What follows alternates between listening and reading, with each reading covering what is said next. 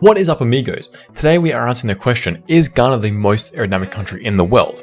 So, fun fact, on August 13th, which just happens to be today, is the National Hat Day in Ghana, and this is where all the Ghanese go out and they wear their favorite hat, show it off, and funnily enough, if you're not wearing a hat today, you can actually go to prison, so make sure to wear your hat, my Ghanese amigos. So here we have Ghana rotating around, and now we have the aerodynamics on a Y-plane. And as you'd expect, because Ghana is quite rectangular, we do get quite a big wake, and this is the east part just where it borders Togo. Now the wake here is pretty bad, but not nearly as bad as I might expect given such a bluff body. Let's look at some other planes now. Now we have another Y-plane going through like just west of the capital Accra, so like about in the middle of the country, and the flow again blows out a lot, and there is quite a lot of two-dimensional flow in this situation. So you can see here, like the flow kind of rolls up a little bit in the Y direction. That indicates that here we have more of a two-dimensional flow. And now we have a Y-plane right on the west side of Ghana, and it's quite cool because Ghana has like this little bit, like almost like a bite taken out of the middle part. So there's no actual landmass there. Yet you can see there is still quite a big wake coming from there, and the reason why we have a wake there is because you have this like rectangular slab of landmass, and all this air has to hit it and then go around it. So even though you don't have any landmass here in this little bit, the flow still has to come around, and it's very slow moving because it's being redirected so much.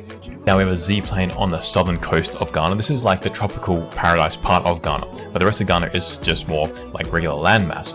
And it's quite cool. So because Ghana is a rectangle, we can see depending on where the plane is. So for example, this plane, we have a 2D unsteadiness in the like up and down direction, like on your screen.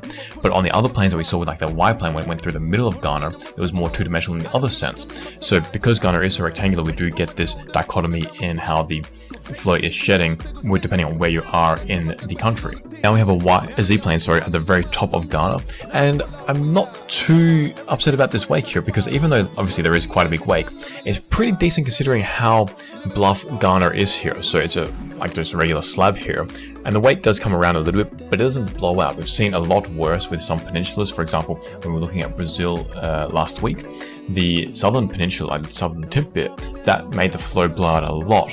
Whereas here, even though you have a lot bigger landmass, it doesn't blow out nearly as much. Let's look at the X-planes now.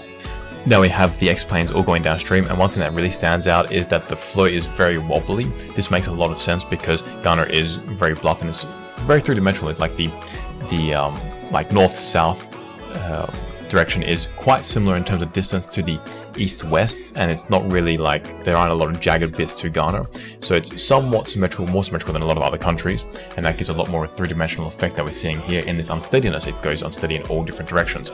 Let's have a look now at the drag coefficient to see if Ghana can be the most aerodynamic country in the world.